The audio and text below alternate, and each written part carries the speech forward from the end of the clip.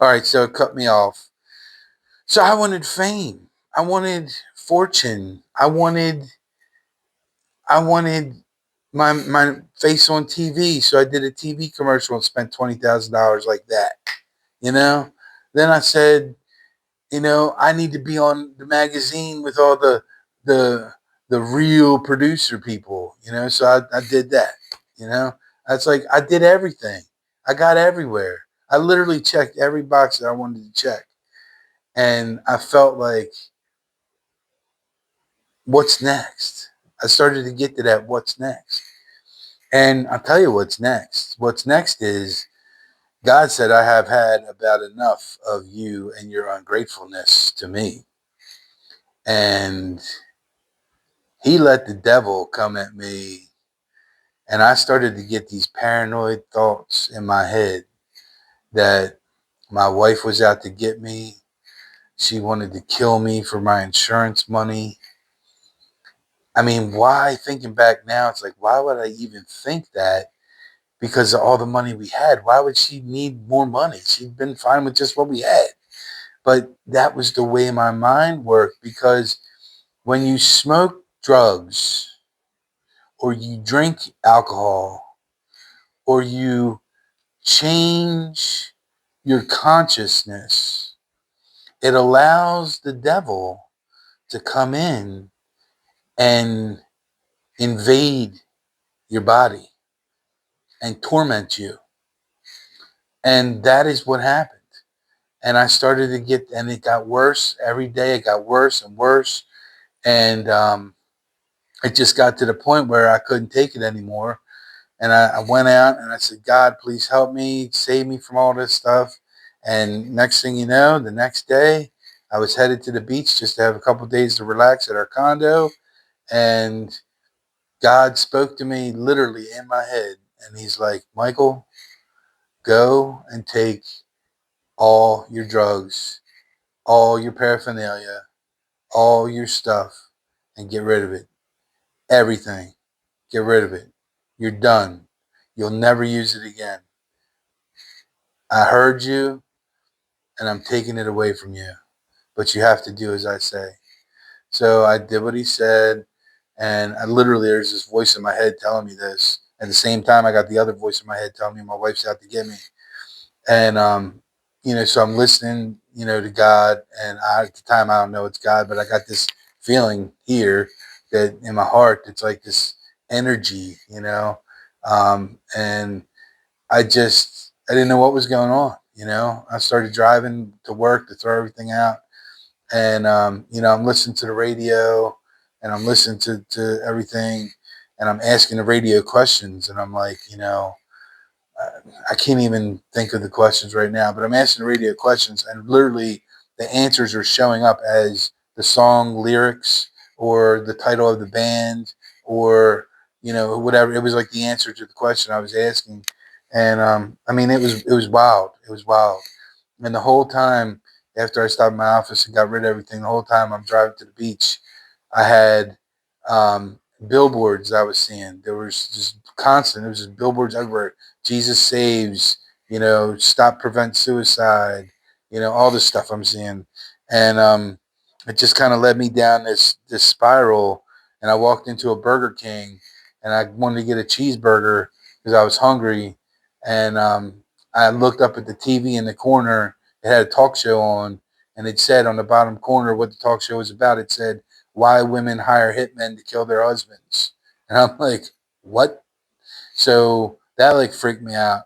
And that led me to going to Annapolis Mall. I got a haircut, bought some clothes, caused a little disturbance in the mall, walking up to some people in some wheelchairs saying, hey, you got a cross necklace on. If you take my hand, I can help you walk and stuff like that.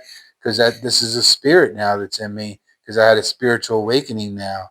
And I, wound up causing so much of a disturbance. They called the police. We're talking to the police, and the police decided it was best for me to go to the hospital to be checked out to make sure I was okay.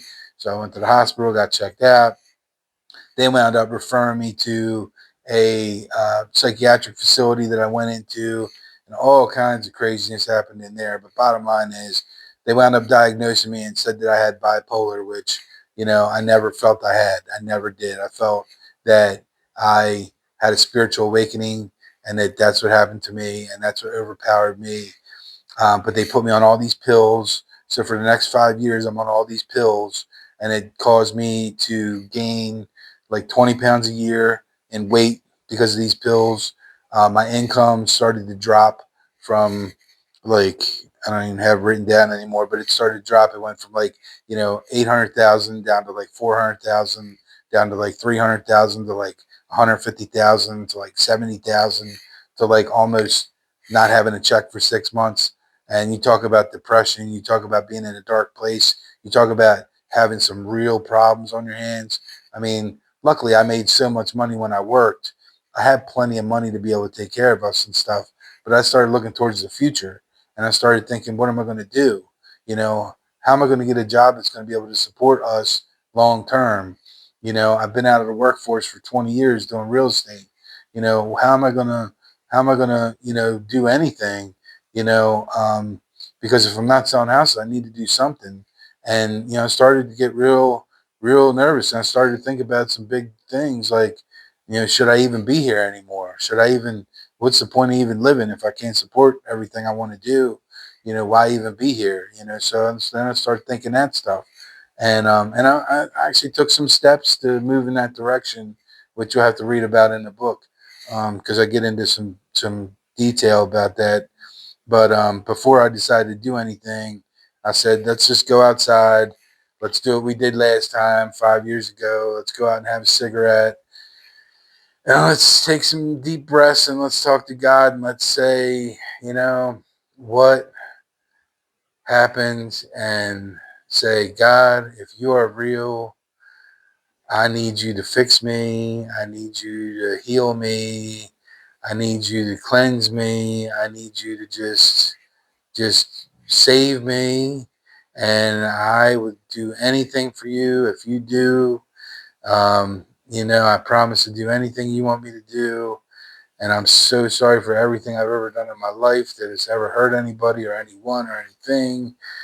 Um, to anyone, anyone, because I've never been a person that's ever deliberately hurt someone.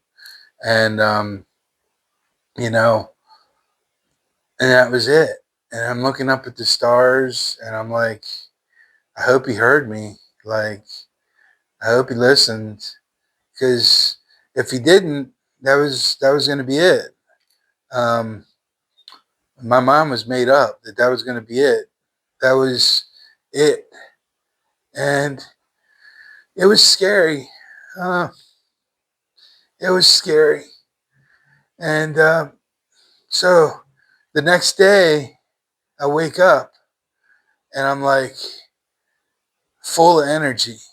And I haven't had energy in 5 years now because I was a zombie. I'm full of energy. I got my confidence back, but I didn't know it yet. I got my drive back, but I didn't know it yet. I got my creativity back.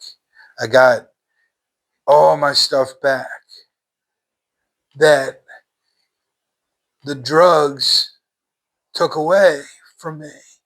So I said, I'm not taking these drugs anymore. I'm done with these drugs. And I started flushing them down the toilet and just started getting rid of them. And as days started going by, things started happening. Weird things started happening. I had a friend of mine give me a book, and I read the book and started seeing some signs from God, some angel stuff, angel numbers on license plates. And it just kind of got me into the spirit. And I knew that I was being called to Him. I was being called to God. And I just said, I got to do something. And I didn't know what. Well, next thing you know, here comes my wife saying, you're acting funny. You got too much energy. Something's going on. I think you need to go get checked out by the psychiatrist. And I'm like, no, I don't need to go there. I don't need him anymore. I'm good. She's like, what do you mean you don't need him anymore?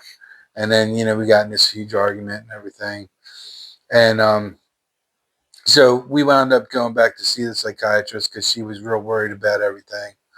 And I had the spirit in me, man. I had the spirit in me.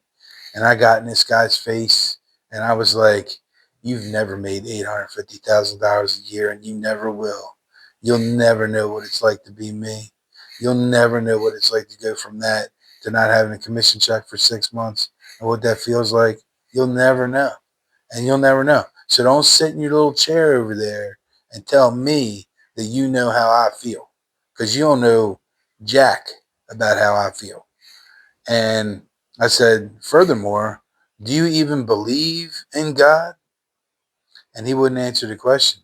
See, because these psychiatrists, they're like scientists.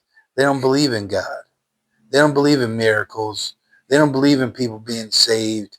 They don't want to hear any of that stuff. As a matter of fact, when you tell them that, you're going to hear what happens.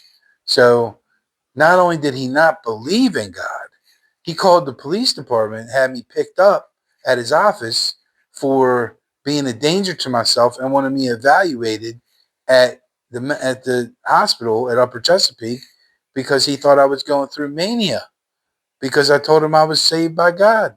I can't make this up. And I told him that he will be sorry for what he did and one day he'll have to apologize for his actions. But I said, that's not going to be up to me. That's going to be up to somebody else. And I said, I'll forgive him for what he's doing. And I told him that.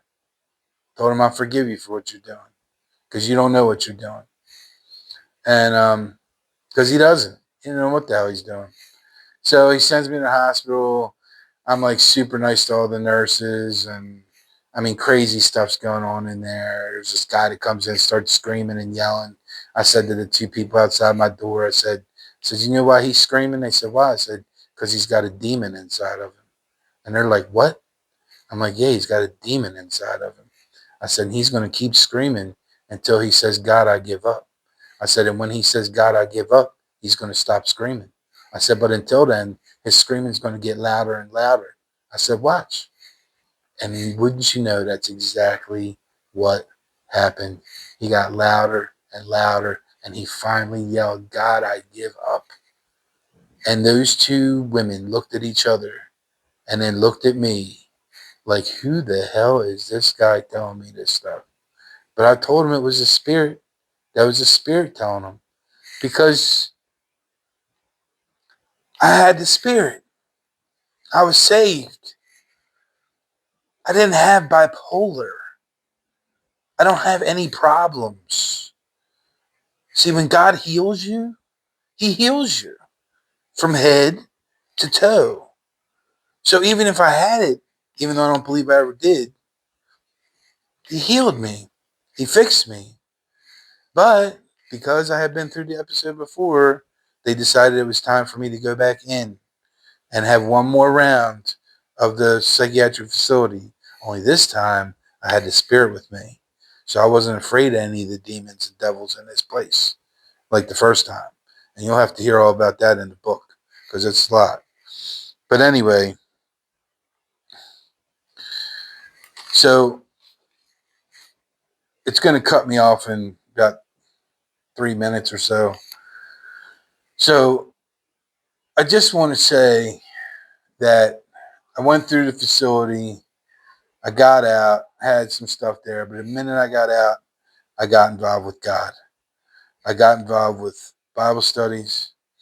I got involved with Celebrate Recoveries, even though I haven't done marijuana in 6 years now, almost. And I never will touch that ever again because that devil scared me.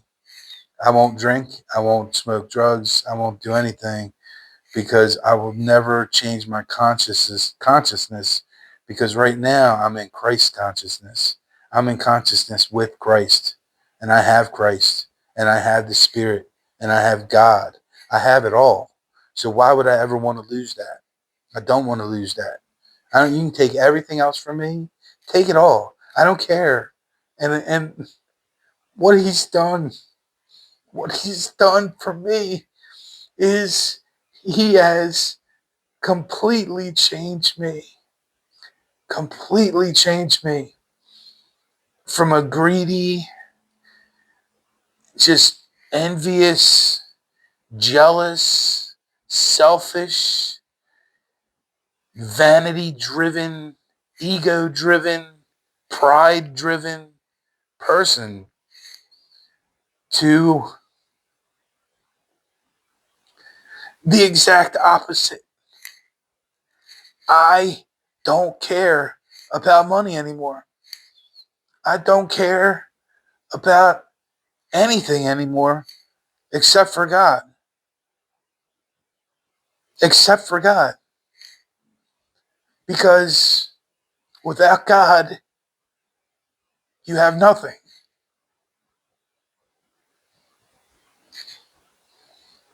And I told him that I would try to bring as many people back to Christ as I could in any way that I could. And I didn't know what that was going to be like or what that was going to look like. But it turned into a podcast. It turned into writing a book. It turned into going to all these groups. It turned into getting baptized. It turned into hosting a Bible study at my own house, which starts in December, which I have a feeling is going to be really hard to get into. It's about helping others find God. That's what I do now. I still sell real estate, but I work with the clients that God gives me. That's the difference. He blesses me just like he can bless you. So thank you for taking the time to watch my story. I appreciate each and every one of you.